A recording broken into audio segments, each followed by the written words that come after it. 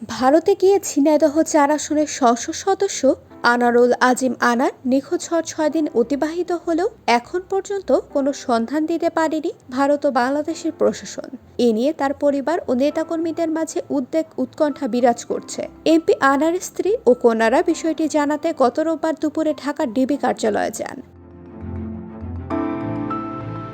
এদিকে আনারুল আজিম আনারের সন্ধানে শনিবার ভারতে গেছে তার ভাতিজা সাইমন সহ আরও ৩ জন, কিন্তু রোববার বিকাল পর্যন্ত তারা এমপির পরিবারকে কোনো সুখবর দিতে পারেননি। কলকাতা বা পশ্চিমবঙ্গ পুলিশের সহায়তায় তারা এমপির অবস্থান জানার চেষ্টা করছেন বলে পারিবারিক সূত্রে জানা গেছে।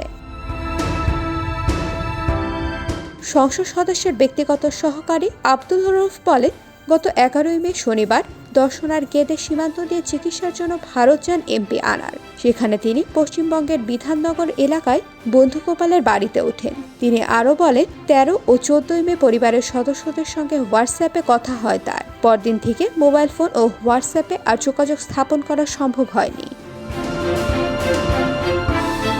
তবে দলের একটি সূত্র জানায়, নিখোঁজ হওয়ার আগ মুহূর্তে এমপি আনার তার ম্যানেজারের কাছে ৪,২০,০০০ রুপি চান। এ সময় তিনি একটি বিয়ের অনুষ্ঠান শেষ করে ভারতীয় কয়েকজন বন্ধুর সঙ্গে একটি প্রাইভেট কারে ছিলেন।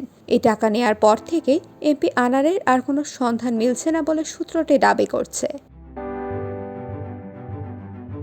ব্যবসায়িক কোনো দ্বন্দ্ব ও পশ্চিমবঙ্গে ভোট চলার কারণে আইনশৃঙ্খলা রক্ষাকারী বাহিনীর হাতে তিনি আটক হলেন কিনা তা নিয়েও সন্দেহ দেখা দিয়েছে।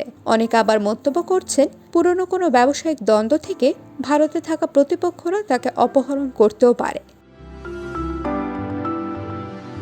বিষয়টি নিয়ে কালীগঞ্জের পৌর মেয়র আশরাফুল আলম বলেন, এমপি ভারত যাওয়ার পরদিন তার সঙ্গে কথা হয়েছে। এরপর তিনি কোথায় আছেন, কেন ফোন বন্ধ, কি ঘটেছে আমরা আর কোনো কিছু জানতে পারিনি। তবে পরিবারের লোকজন খোঁজখবর নেয়ার জন্য ভারতে গেছেন বলে তিনি জানান।